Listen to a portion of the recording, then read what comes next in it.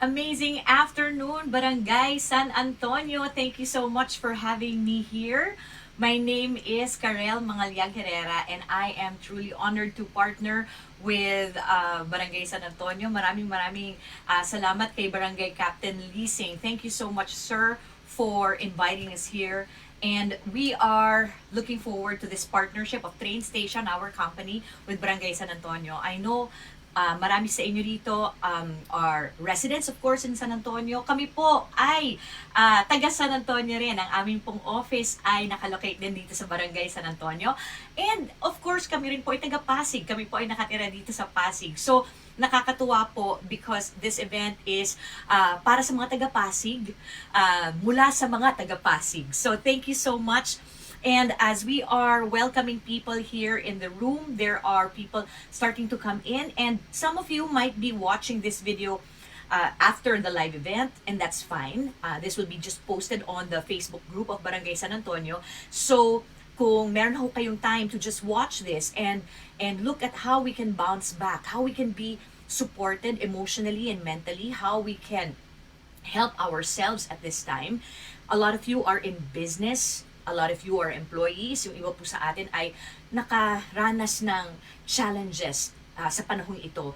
And we would like to help equip people with tools. And if we're going to face this war or face this battle that we are up against right now, it would be much better if we are equipped. Kung meron tayong weapons, kung meron tayong mga armas.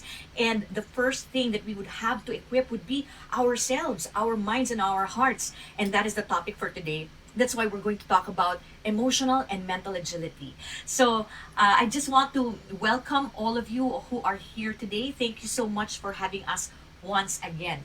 Now, gusto ko lang pong magbigay muna ng pasakalya bago po ako mag-umpisa ng aking programa. Kasi po, naniniwala po talaga ako na tayo naman talaga ang magtutulong-tulungan dito.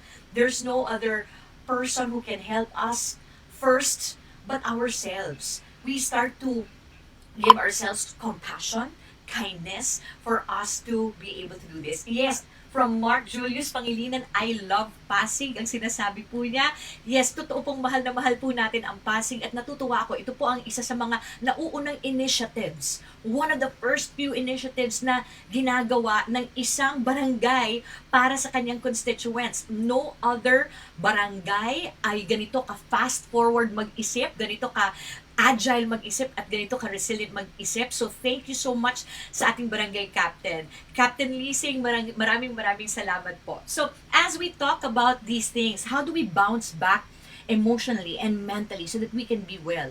Again, we're talking about self-kindness, self-compassion. Tayo muna, i-nurture natin ang sarili natin para maibangon natin ang ating business, ang ating negosyo, maibangon natin ang ating sarili kung tayo man ay nawalan ng trabaho, kung tayo man ay stumped or hindi natin alam saan na tayo pupunta, ano na ang gagawin natin. Yung iba sa atin nasasanay na sa kung ano nangyayari. Mga 3 buwan na po tayong nandito sa sitwasyon na to, mag-4 na buwan na po. So, yung iba po medyo nasanay na, humahanap na ng paraan, nakakahanap na ng paraan. Malaking pasasalamat natin sa ayuda na binibigay ng Pasig City ng ating mayor, and that's why we are also helped somehow in our situation. But how can we help ourselves? So if we're going to talk about helping ourselves right now, I just want to go through a couple of things with you today. Ito po ako, kung hindi niyo po na itatanong, isa po akong international motivational speaker. Meron po akong libro na Captivating Communication. Ako po ay President and CEO ng Train Station, and I'm a founder of Brain Strong Initiative dahil tumutulong po kami sa mga iba't ibang kumpanya, sa mga iba't ibang communities, sa mga iba't ibang mga tao kung paano maging mas malakas ang kanilang emotions, ang kanilang mental wellness sa panahon ngayon. I'm also a board member of Volunteer Corps PH, so tumutulong po talaga kami sa mga panahon ngayon sa mga lugar na nangangailangan ng aming tulong. So, as we go through these things, let me just move forward with what we're going to talk about. If we're going to talk about emotional and mental agility, I would like to ask everyone to have this know-nothing state. Because ang dami nating alam. Ang dami na tayong na-experience ngayon. Ang dami na natin nasasagap na balita, ang dami nating naiisip tungkol sa sarili natin. And then what? How does that help us? Sometimes dahil sa sobrang puno na tayo, Overwhelmed na tayo ng impormasyon, ng mga nangyayari sa ating kumpanya, nangyayari dahil sa COVID, nangyayari sa ating trabaho. Hindi na natin minsan maisip kung ano yung solusyon. So sa panahon ngayon, sa moment na nandito po ako, sa isang oras na nandito po ako, pwede po bang clean slate, tabula rasa? Wala muna tayong alam. What if at this point, let's be blank first and learn as much? Kasi po mahirap daw pong punuin ang punong baso. Kasi puno na siya eh. So, let's empty that cup and let's pour in new learning for today. Thank you so much for your comments. Keep them coming because we will acknowledge your comments as we go through this session.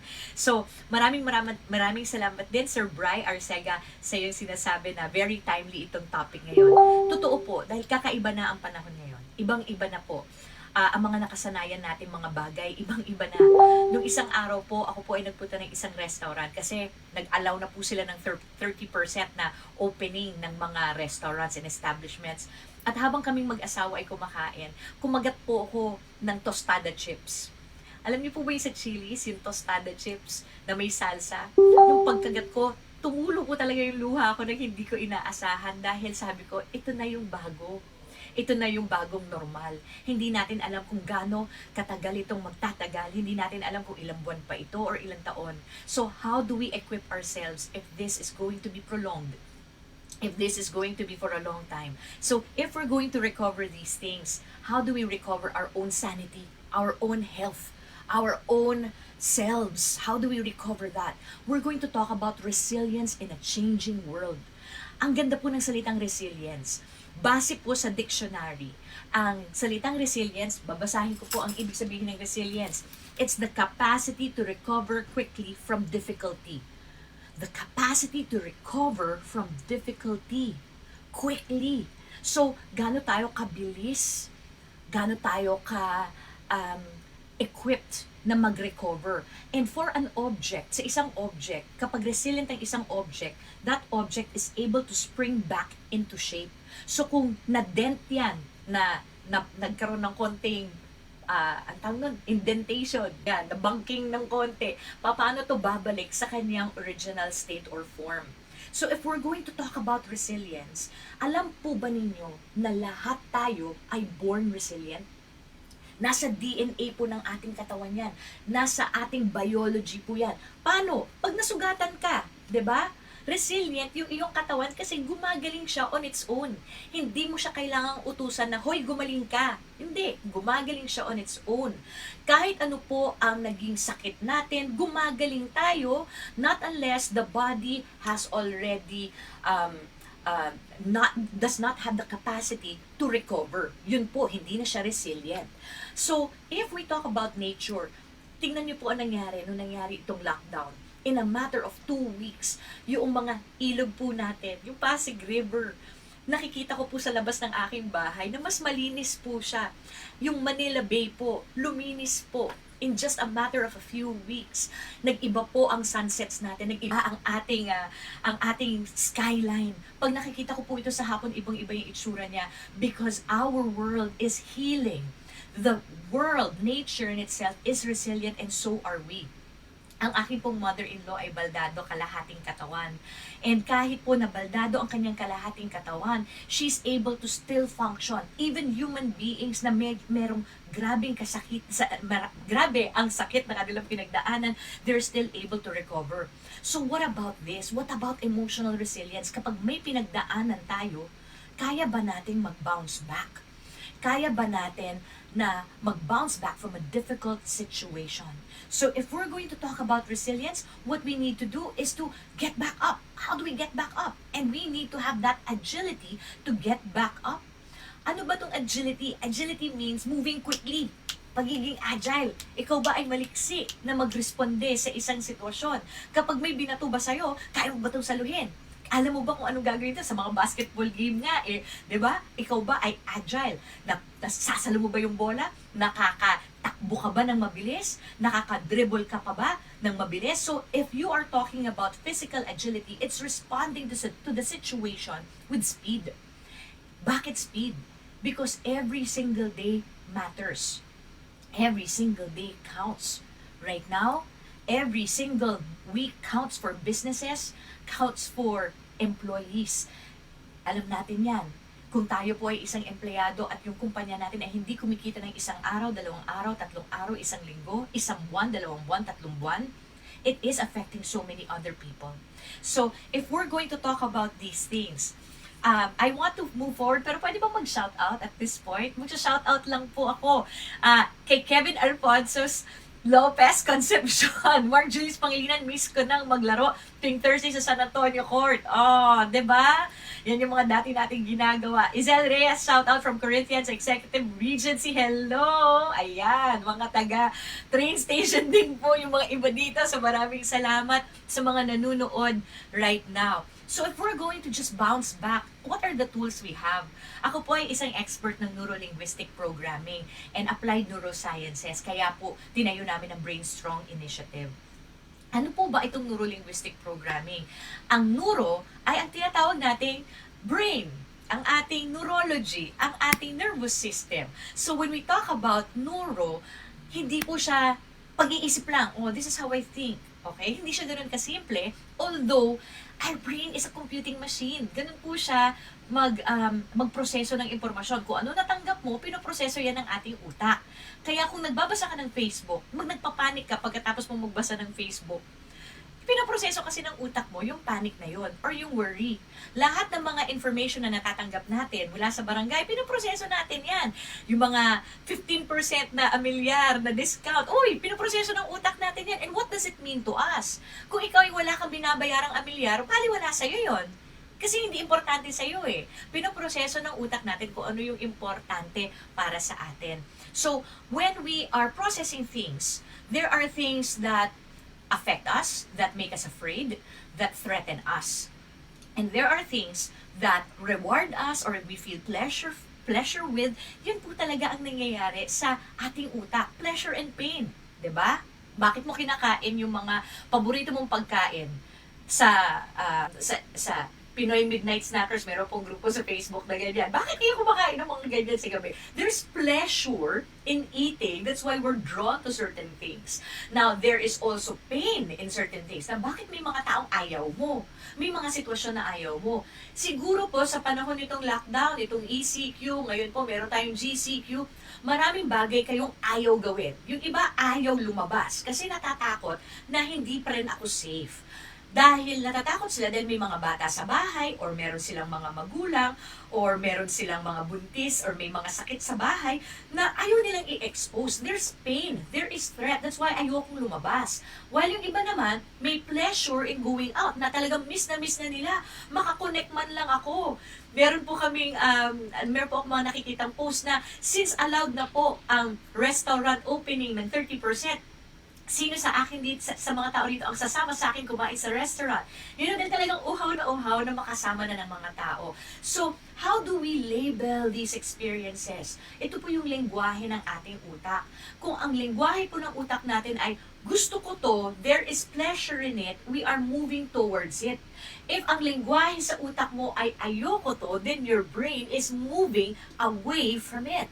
That's our process of the brain. So the way we think, the way we speak, and the way we act are all programs. Paano mo natutunan na matakot sa isang bagay? Paano mo natutunang mahalin or gustuhin ang isang bagay? Balik tayo sa resilience, yung pagbangon. Ilan po sa inyo ang marami ng pinagdaanan sa buhay at alam mo na kakayanin mo to? Dahil sa iyong eksperyensya, sa iyong mga naging programa, ang dami mo ng pinagdaan ng hirap. Chicken na lang to. Bakit? Ang dami ko ng pinagdaanan eh. May mga ibang tao na kakaiba itong pinagdadaanan natin ito. Pero alam kong kaya ko. Bakit? Saan din nakuha yung programang yon? May mga tao rin naman na, my God, grabe itong pinagdadaanan natin, hindi ko to kaya. Saan nang galing yung programang hindi ko to kaya? So if we're going to talk about that, it comes from the language in our brain or the linguistics, which affects our programs. The language in our brain now affects our neurology, kung paano mag-isip, kung paano mo nagagamit ang senses mo. So ano yung nakikita mo, ano yung naririnig mo. Hindi ba kapag ka narinig mo yung anak mo na sumigaw ng, Mami! Daddy!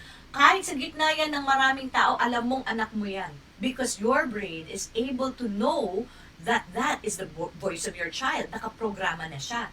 So, sa panahon ngayon, what is happening to our brain? Ano kaya nangyayari sa utak natin kung bakit may mga taong nagpapanik, may mga taong hindi ko kaya, may mga taong nag-iisip na, ang hirap-hirap nito, baka hindi ko kayanin. And what we are going to talk about is your emotional brain. When people say, ang emotions nasa heart, I get it. Kasi ito yung sumasakit. Pero alam niyo po ba na ang center pa rin po ng ating emotion ay ang ating utak? So bakit sumasakit yung dibdib ko? Kasi po nagsisend ng message yung ating utak to our heart. At kaya nagko-constrict po siya because of our thalamus. Ayan na po, yung mga different parts of the brain that sends messages to all the parts of our body kung bakit siya nagre-react ng ganon. Bakit bigla nanunuyo yung lalamunan ko? Pagka nasa-stress ako, bakit nanlalamig bigla yung kamay ko? Bakit bigla ang lamig-lamig ng mga paa ko? Hindi ko naman to inutusan na gawin yun. Although, that is a neurological process. Your brain is able to alert the amygdala, hindi po amygdala, hindi po si Queen Amygdala, si amygdala, which is the part of the brain. Asan po si amygdala? Nandiyan po si amygdala. Ayan, kita po natin that green part is the panic button. So pag nagpapanik yan, oink! Ano na nangyayari? Nagpapanik yan, it's on alert. Nung sinabi ng ating presidente, lockdown, bam! Itong panic button na to, nagpanic buy. Yan po yung nangyayari. We make illogical decisions kasi minsan po, itong panic button na to, hina-hijack niya yung buong utak mo. It hijacks the brain. Nangyari na po ba na nagpanic kayo? Kahit anong sitwasyon na nagpapanik ka, tapos biglang natataranta ka na lang, oh my God, ano gagawin ko? Dahil sa panic button na ito, it makes your brain choose things that are irrational, illogical. Bakit mo ginawa? Ba't ka sumigaw? Bakit ka nang hampas? Ba't mo binato yun? Bakit ka biglang sumabog? Ba't ka biglang pumutok? Because of your emotional brain that has hijacked your entire system. And na parang dapat hindi ko nga ginawa yun. Dapat hindi ako nag-breakdown. Dapat hindi ko sinabi yun. And it's because it got hijacked. Now, ito po yan. Ito ang nangyayari sa ating brain ha. Pagka long-term kang naha-hijack. Kasi we have never experienced a long-term crisis like this na ganito katagal, except probably many years ago during war. Or yung mga lugar na meron talagang war, long-term yung kanilang distress. So right now, where we are in Pasig, nakaka-experience tayo ng long-term stress. What is the effect now on our bodies? It lowers your immune system. You can get sick easily kung ikaw ay laging nasa state of emotional breakdown or panic or overwhelming emotions o stress. It makes your system less efficient. Yung mali-mali, yung tara-tara, yung burara, yung tipong ano na nga pala ang gagawin ko. Kaya importante sa mga tao na nung nangyari yung lockdown, kinailangan nila ng routine. Nawala yung routine ko nawala yung pagpasok ko sa opisina, nawala yung pagtatrabaho ko. Kinailangan pa rin ng utak nila ng routine, kaya nag-establish sila ng ano gagawin ko, maglilinis ba ako, mag-aaral ba ako kasama ng mga anak ko dahil nag-homeschooling ako. So all of these things are important to make your brain more efficient. It also affects your behavior. Sino po sa inyo na nung nangyari yung lockdown, mas mainitin ang ulo, mas pumipitik, pagka nagagalit ka ngayon, para kang hinuhulugan ng langit at lupa dahil ang dami kong iniisip. And that's fine. That's true because we are experiencing financial instability. Hindi na natin alam kung okay ang mga trabaho natin pagbalik natin dito. So, it is stressful for us. Tapos biglang manghihingi pa ng attention yung anak mo. Meron po akong 6-year-old na anak at saka isa pong 2-year-old na anak. Both of them are clamoring for my attention. So, talagang, ano na? Ano kailangan mo? Now, if this is constant, ang nangyayari po ay na-affect po ang ating brain by releasing these neurohormones called cortisol. Ito pong cortisol na to ay nakaka-cause ng long-term illnesses sa atin. And a lot of people are talking about bakit ako may hyperacidity, mayroon akong mga migraine. Yung iba nga po has led to cancer because of the constant stress on their bodies, constant toll on their bodies. So, we want our bodies to be agile and resilient. Hindi lang tayo trapped in an emotional hijack. How do we get to do that? Let's talk about the executive brain. Ayan po, nandito po sa bandang doon natin. Ito po yung ating executive brain. Ito po yung brake pedal. Ito po yung parte ng brain natin na nagsabing, teka. Pag nagpanik ka, walang mangyayari. Tingnan niyo po si ka-pleasing natin. Diba? Tingnan niyo po si Mayor Vico Soto. Yan po, sobrang nag-function yung kanilang executive brain na lang una nilang inisip, ano na? Ano gagawin natin? As a barangay, hindi mo pwedeng wala na, ano nangyayari, walang ayuda, hindi yun ang iniisip eh. Ano pwedeng gawin? And that is why si ka-pleasing nga, di ba, na-interview sa TV ng ilang beses na because of what he is doing for the barangay. So, that's the executive brain thinking. That's the decision-making, fast thinking. Yan po yung part ng brain natin na yan. If we talk about the executive brain also, yan yung nakakahanap ng solusyon. Na kahit na kunyari meron isang lugar na nasusunog, itong executive brain yung nagsasabi, teka, kung sisigaw lang ako rito, wala mangyayari. Saan ang exit? Saan ako pwede pumunta? Ano pwede kong gawin? Ito yung part ng brain that alerts you into making a decision. So, as we talk about the executive brain, we want to also focus on, how can I use this? Kung ha-hijack ang ating emotions, na-hijack na yung utak natin because of the emotions, how can I use the brake pedal? Alam po ba ninyo na pag huminga kayo, breathing, just breathing deeply, allows the brain to put a brake pedal on the emotions. Kung ikaw ay nagpapanik, hindi ka humihinga. Tapos bigla kang huminga. It allows your brain, that moment, to lower the cortisol, yung lower yung stress hormones, and allows you to just think better. So, yun lang po ang isang step. But ano pa po ang pwede natin gawin? Aside from that, can we change how our brains work? Our brain is elastic, so very flexible po ang ating mga brains. Pwede po siyang matuto. Kung ano po ang lagi mong pinapractice, yan yung lumalakas. So kung communication ang pinapractice mo, malakas yan. Right? Kung solusyon ang lagi mong iniisip, lumalakas yan. Kung reklamo ang iyong pinalalakas, ano mangyayari? Kung palagi ka nalang nega, kung palagi kang depressed at hindi mo ginagawa ng paraan para makalabas dyan sa depression, lumalakas din yun. We feed on certain things that we invest time on. So what can we invest time on so that we can create better connections? Let me talk about finding opportunities in crisis. Ang dami po ang nagkaroon ng business nung nag-upisa itong crisis na to.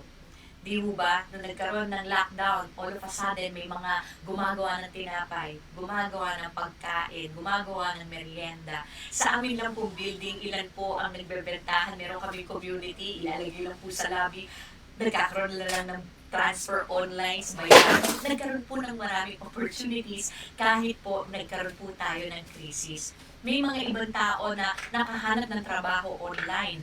Kahit po nawalan sila ng trabaho sa kanilang 9-to-5 job, sa kanilang regular na trabaho, nakahanap po ng Grab delivery na trabaho or yung online po, yung talagang virtual assistant dahil po dumami ang pangangailangan ngayon ng mga online and digital solutions. So, ang dami pong humanap, ang dami po ang naghihintay. So, ano po ang pwede natin gawin instead of maghintay lamang kung maging okay na ang lahat? How do I take charge of the situation?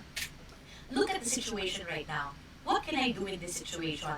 Meron ba akong alam na pwede kong magamit sa sitwasyon ito? Meron ba akong strengths na magagamit ko sa sitwasyon na to? Ano ba yung magaling ako? Biruin niyo po na nangyari itong lockdown.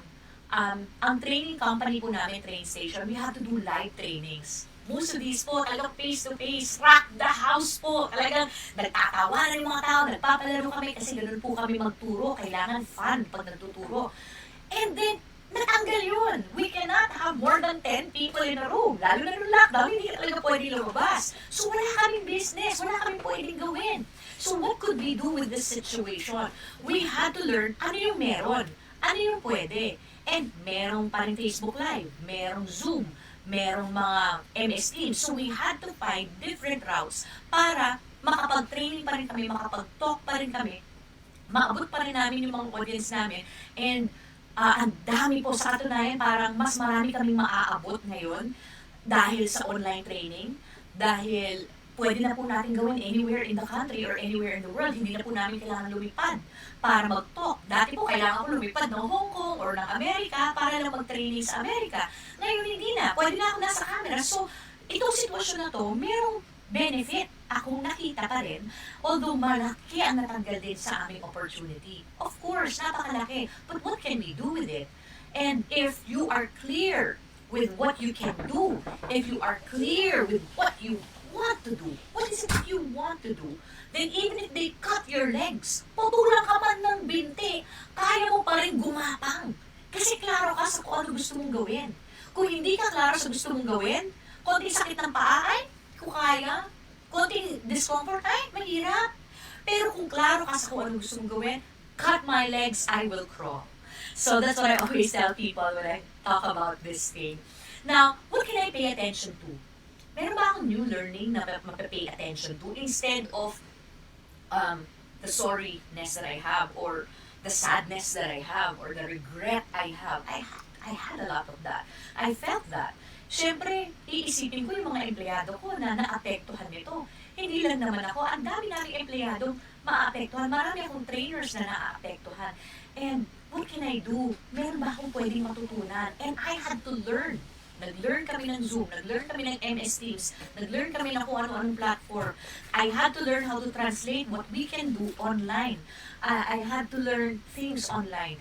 Kung saan-saan po ako nag-research, kung ano-ano po yung inaaral ko. I paid attention to the things that I can learn and where I can learn from so that I can look at this as an opportunity and utilize what I learned in this thing that's happening. Can I focus on an opportunity too?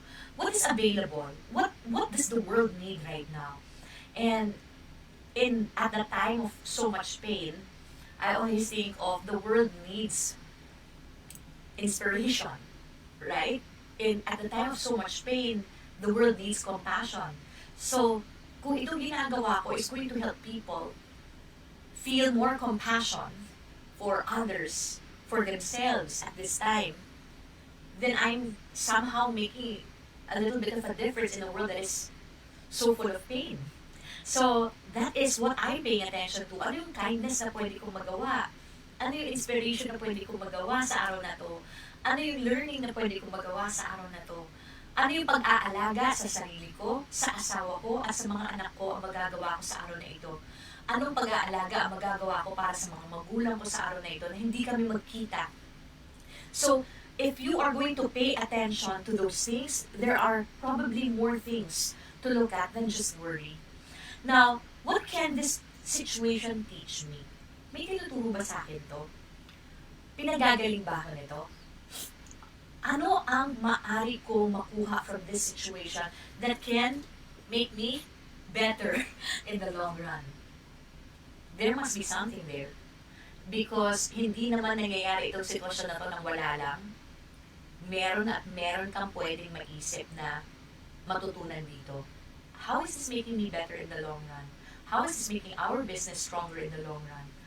How is this making our employees stronger in the long run? Ngayon pong nangyari itong lockdown, nakitaan ko po ang aking mga empleyado na kakaibang pagmamahal. Kakaibang tulong-tulong. Ibang klase pong bayanihan. Dahil po reduced hours na kami dahil nga sa nangyari. So, hindi po 100% ang sweldo ng mga tao. Pero nakikita ko po yung 100% na pagbibigay pa rin nila sa kanilang trabaho na hindi nila binibilang kung ano yung matatanggap nila. Kasi iniisip nila, ginagawa nila ito para sa kumpanya, para sa mga iba naming katrabaho na naapektuhan ngayon. So, that is a beautiful thing. If there is collateral beauty in what's happening right now, dito natin nakikita na kahit maraming pain, ang daming mabubuting tao. Di ho ba? Dito po sa Barangay San Antonio, natutuwa po ako sa suporta ninyo na lahat kayo ay nandito dahil sinusuportahan nyo itong event na ito. And yet, you see how everyone is helping in your barangay? Kung paano po magtulungan? Yan po, it is so good to focus your attention on that. Because did you know that if you start focusing on kindness and compassion, it lowers again your cortisol, and it increases also your well-being. A lot of chemicals in our body get released that increases our well-being. So, imagine an entire barangay, an entire city, focusing on kindness towards themselves and towards others. Focusing on compassion towards the barangay, towards the community, towards the city, towards the country. Imagine that. right? So it makes me hopeful whenever I think about these things. What is the situation? What can I do in the situation? What do I know that I can contribute in this situation? What can I pay attention to in this thing? Can I pay attention to kindness, gratitude even that I'm still alive? Um, Expressing and showing kindness to the ones, to our heroes out there, yung mga tumutulong po sa ating mga ospital, can I show kindness and compassion to them? Can I also do something that is beyond myself at this time? So, when we think about these things, what we're doing is we are choosing our response. Pinipili po natin kung ano ang gagawin natin. Hindi lang po tayo biktima ng isang sitwasyon. Pag biktima ka ng isang sitwasyon, you feel like, I cannot control this, I cannot do anything about this, mahihirapan po kayo maging resilient and agile because you feel victimized in this situation. And I get it. It is unfair. What is happening is unfair. Whoever wanted this? Nobody. The thing is, when you choose response flexibility, then you are allowing yourself to take charge of the things you can control. Ano ba yung mga bagay na kaya kong kontrolin? Hindi ko kayang kontrolin ang COVID, although kaya kong kontrolin yung paghugas ko ng kamay, pag-alcohol, paglagay ng mask, paglagay ng shield. Kaya kong kontrolin yung hindi ko gaanong paglabas.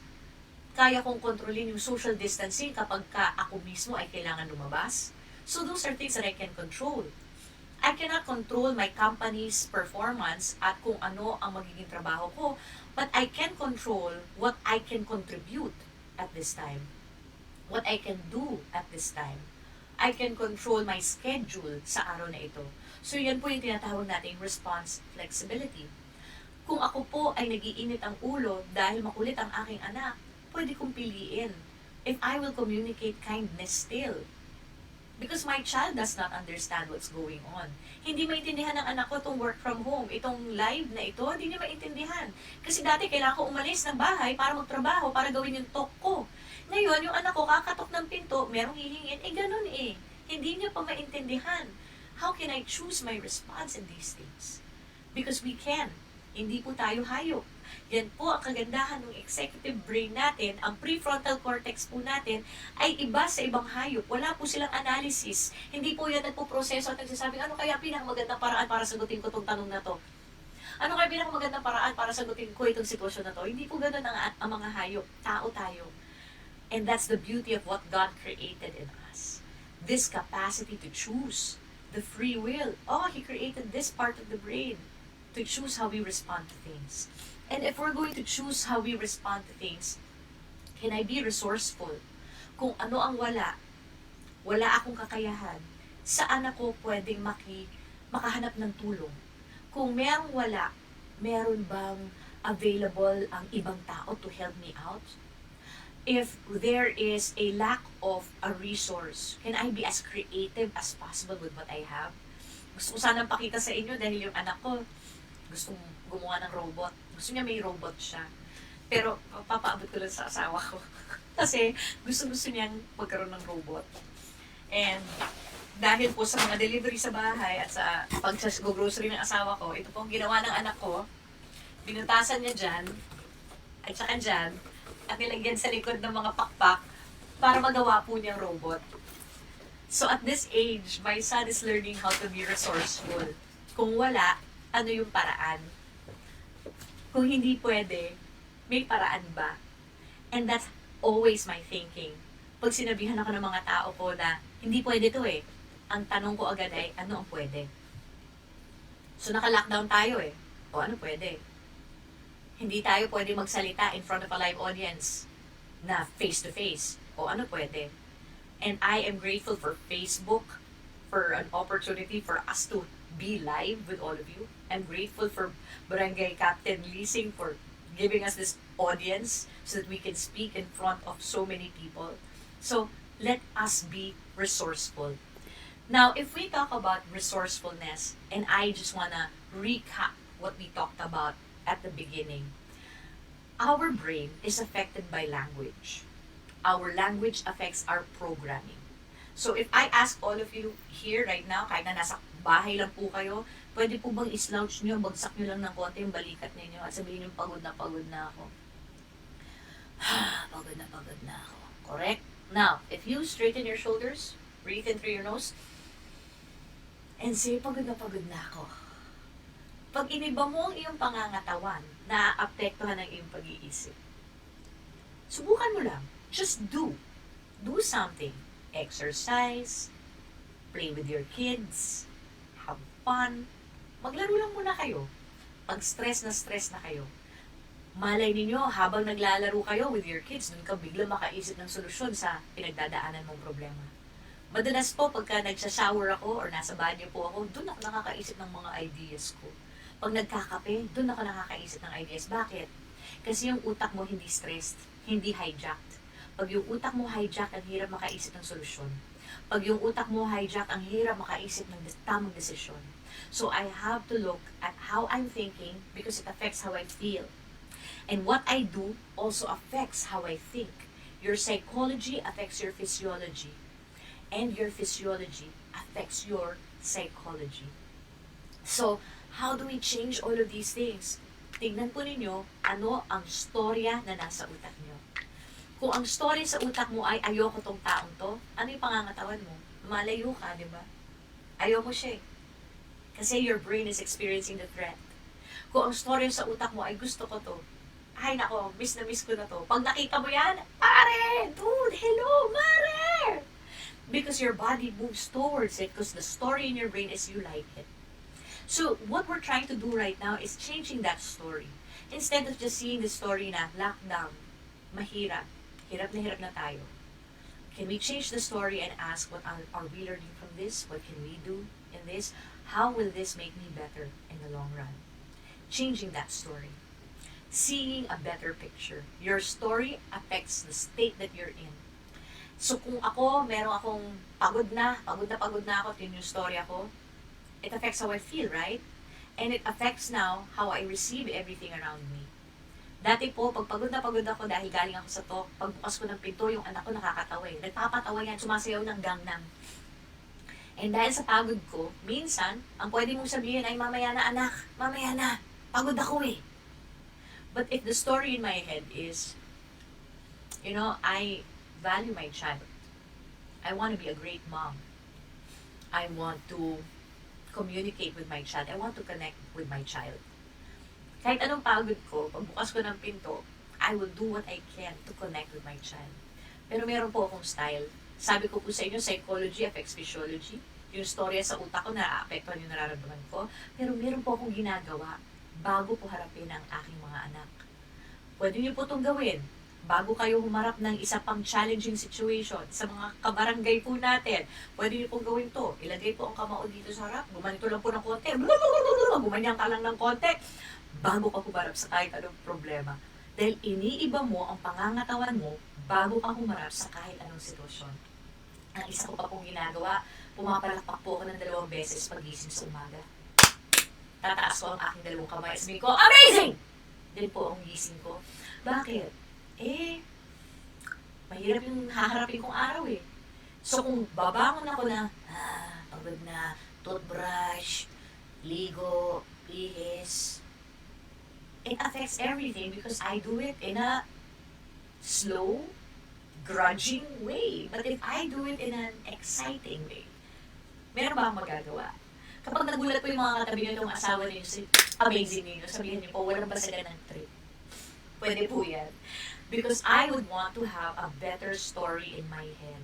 And the better story in your head will not happen if you are not in a good state. I love this. Miss Liz Reyes Jose said, I am the director of my life story. Amen. Thank you so much for that.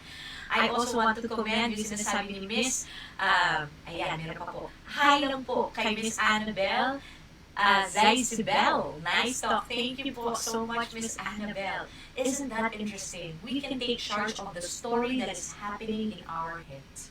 You can take charge of that. So if I want to take charge of the story in my head, can I have a better state because of that?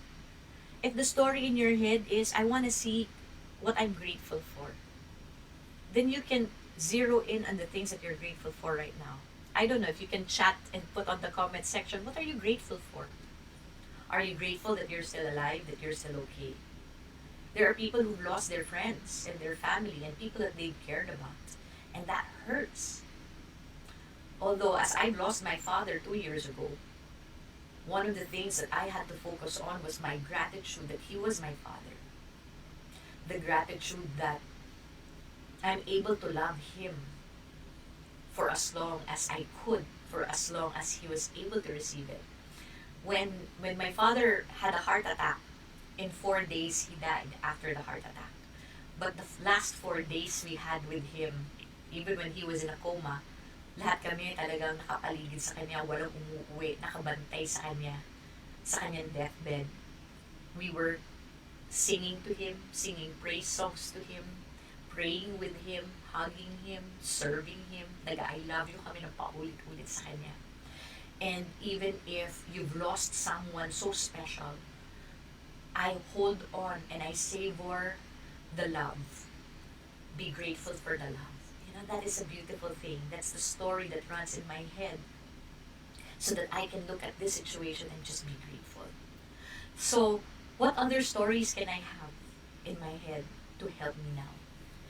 If I'm just going to leave you with a couple of things to end my bit or my part here, I just want to give you a couple of strategies to help you with your state and the story in your head. Una, sinabi ko po, magganyan-ganyan, sumigaw ng amazing, baguhin ang pangangatawan, maliban sa pagbago ng storya sa ating isipan. Pero, ano pa po ang pwede natin gawin? You can pray. You can pray. You know, we have a great God. We have a very powerful source who is holding us by the hand, you know, who's taking us by the hand. If we allow him to, if we reach out, and, you know, he's just waiting. So for me, faith is very important right now. Prayers are very important right now. There is actually a science behind prayers. Merong science why the brain feels better. Nagle-lessen yung stress level ng brain when we start to pray. Because that's the point wherein we lift up our situation to a bigger power that is beyond us, and we get calmed by faith. So, aside from prayer, just rest. You can rest. Take time to rest. The brain needs rest. The brain needs sleep. Pag alam mong overwhelmed ka na sa nangyayari, magpahinga lang. Kahit konti. The brain needs sleep, as I've said. If you need to sleep, remember, pag natutulog po kayo, I always advise people dun sa 90-minute increments, meaning, I try to sleep 7.5 hours or 9 hours, not 8 hours, or 6 hours. Kapag ka napuyat na po ako at nasa 4.5 hours ang tulog ko, I try to take a nap. The brain needs that. Hindi siya makagawa ng desisyon pag pagod na siya. Seek your inspiration. Find someone that you can be inspired with, like your family. Bakit ako inspired gawin to? You can also be inspired by your faith. And whenever I do something, why am I doing this? Before this live broadcast, my husband and I prayed and we said, Lord, you know, let us just be your vessel. So we will do our best in communicating, because when I do my talk, I am serving God. You know, that is my inspiration. So as you find that kind of inspiration in your life, you know, how can you find something beyond just yourself? All of these things that I've just talked about are just very simple tools and techniques. Some of you, ginagawa nyo na to. Some of you, hindi nyo lang nailalagay in process. Or some, nakakalimutan. Pero katulad po na sinabi ko kanina, hindi po enough lang kasi na alam mo eh. Kailangan practicein mo. Kailangan ginagawa mo. Para lumakas yung muscle natin na yun. I just want to leave you with this story state strategy. Change the story in your head. Direct that story in your head so that you can have a different state. Have a better state so that you can receive the strategies. You can have better strategies. If you're in a bad state, again, emotional brain gets hijacked. Be in a better state so that you can have better strategies and better decisions.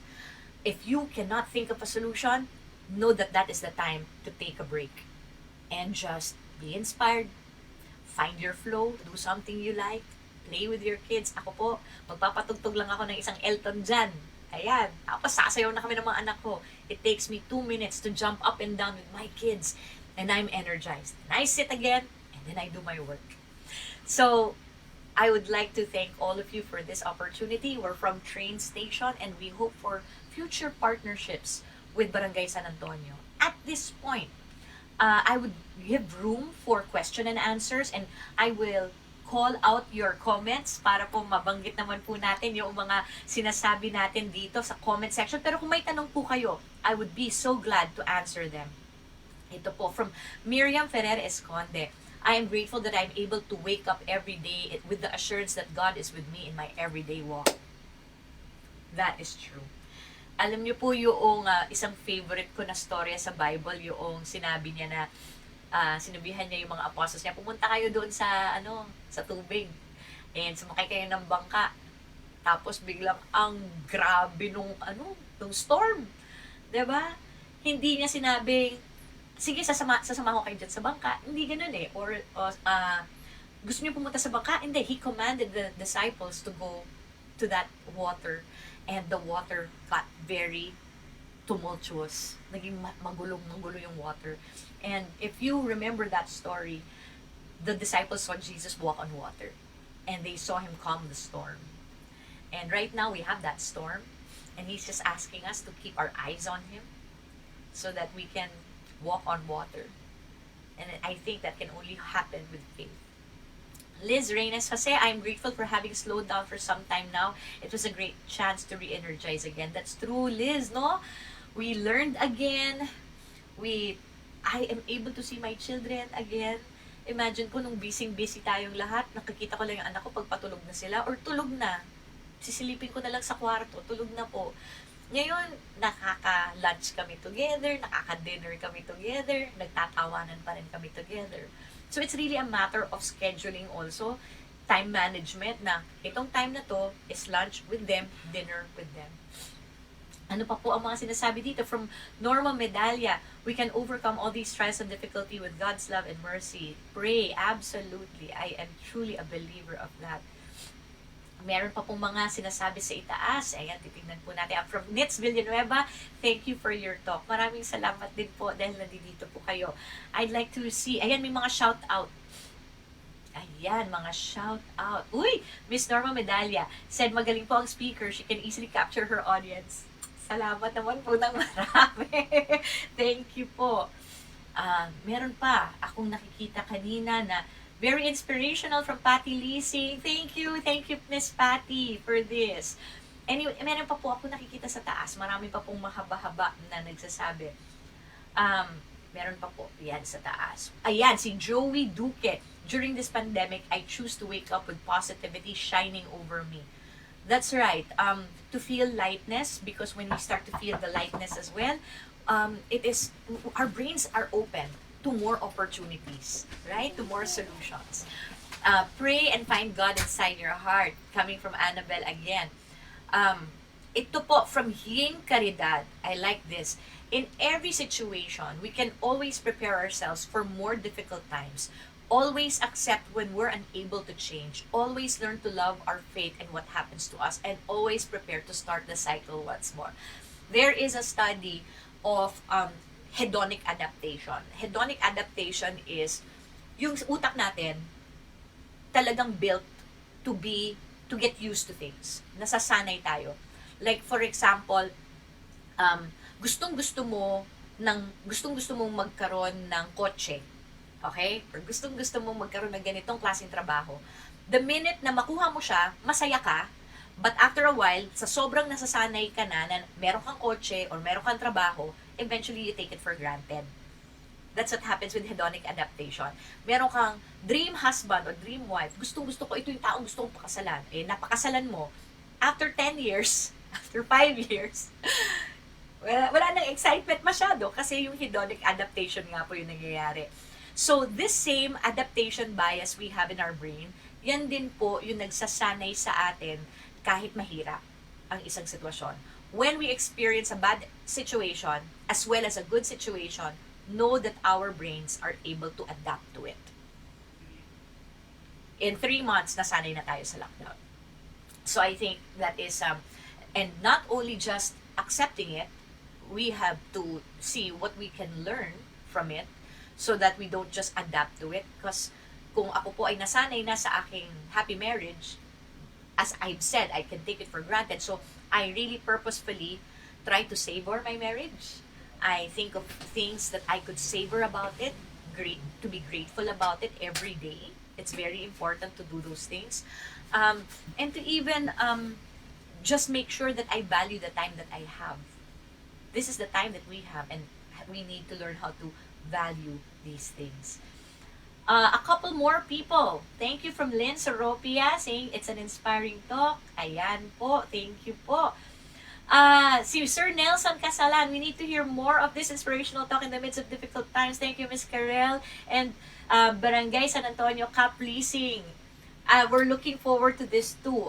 Kinakausap po namin si Cap para po mas marami kaming magawa para sa barangay. From Bri Arcega, hello po. Short advice po to focus ngayon sa work. Sige. To be able to focus at work, kung sinasabi natin na medyo overwhelmed tayo, pwedeng una, set a routine. Kasi pwedeng nadidistract ka kung if you're working from home. Bri, working from home ka ba or are you working at the office and you have to go to the office? Kasi magkaiba yung ibibigay ko sa yung tip kung ikaw ay pumapasok as opposed to work from home. But if you are working from home, it's important that you have a set routine. Ito yung oras, kunyari, 9 o'clock to 12, ito yung oras ng trabaho. Turn off social media, turn off mo yung ibang distractions mo, tanggalin mo yung mga kung ano yung pwedeng mag-distract. Allot a space for you to work na wala kang distraction. Maniwala ka, meron po akong isang participant, pagka nag-work po siya, nasa kotse po siya. Kasi doon walang ingay. Or humanap ka ng isang lugar sa bahay mo na lagyan mo ng ng harang. Yung isa kong kausap, naglagay siya ng parang fence, karton, nilagay niya doon na bawal pumasok pagka nandito si nanay na nagtatrabaho. Aside from that, turning off the other distractions, give yourself time for distractions to energize yourself. So, katulad sa opisina, meron ka mga coffee break, then do a coffee break. If you are feeling tired, after 1 hour, every hour gusto mo mag-break, di 9 to 10. Okay, bigyan mo sarili mo ng 10 minutes. Pumunta ka sa mga anak mo, maglaro muna kayo, or maglaro ka ng isang bagay na gusto mo, or maghanda ka ng pagkain. Kung ano man ang pwede mong gawin to just put you in a different situation to rest. You need to do something like that para ma-re-energize ka ulit. O kaya mag-push-ups ka lang muna sandali. Or to do something na talaga natutuwa ka. Because that removes you from helplessness. There is this thing called learned helplessness. Natututo yung utak natin maging helpless in a situation. And dahil virtual ang lahat ng usapan ng mga katrabaho natin, mas heightened ang stress. So, it would be also good to connect with someone and just talk about how you feel. And, just do that for 10 minutes to be able to connect with somebody, or kung yakapin mo muna yung mga anak mo or yakapin mo muna yung asawa mo, just to re-energize you once again. And maybe you need like a 5-minute meditation. Pwede ka mag-meditate, pwede ka mag-pray. Pwedeng, if I may advise everyone here, kung sobra kayong overwhelmed, just sit still, look at the room, and look at 5 things you see. Ganun lang. The light, TV, camera, my husband, the bed. 5 things I see. 4 things I hear. Yung aircon, yung computer, yung camera, yung ingay sa labas. So, 4 things I hear. 3 things I feel. Yung paa ko na nakalapat sa sahig. Yung upuan na matigas. Yung buhok ko sa aking leeg. 3 things I feel. 2 things I smell. Yung makeup ko na amoy ko. Yung amoy ng kwarto. 1 thing I taste. Miswa. Miswa na may bawang. Yun mo yung kinain ko kanina. So, do this one very quickly, even just for 2 minutes. Look at 5 things, 4 things, 3 things, 2 things, 1 thing, 5 see, 4 hear, 3 feel, 2 smell, 1 taste. Engaging all your senses, it brings you back into the present. Para hindi ka lang overwhelmed. Okay? So, yan po yung mga tips. Thank you from Malu Bernardo. Thank you from Blisilda Kiambao Antonio. Thank you, BSA and Miss Karel. From Michael Manuel Orfinada something. Okay, so we are at the last 5 minutes of our engagement. We do hope that you get to follow us on Train Station Philippines. If you have inquiries, we do a lot of these talks, a lot of these engagements. If your company needs a talk, please just get in touch with us. You can email us or you can go to our website. You can also go to our Facebook and connect with us there. I believe that Barangay San Antonio will have other things planned. We do hope that we get to help. And yes, meron pa po. May isa pa po tanong muna dito bago ako umalis. Because of pandemic, we need inspirational talk like this to ease an anxiety attack. Most of us know this. Thank you, Miss Karel. Yes, for the anxiety attack, Miss Annabelle, yung sinabi ko pong 5, 4, 3, 2, 1 is a very good technique. It's a very good technique for people with anxiety.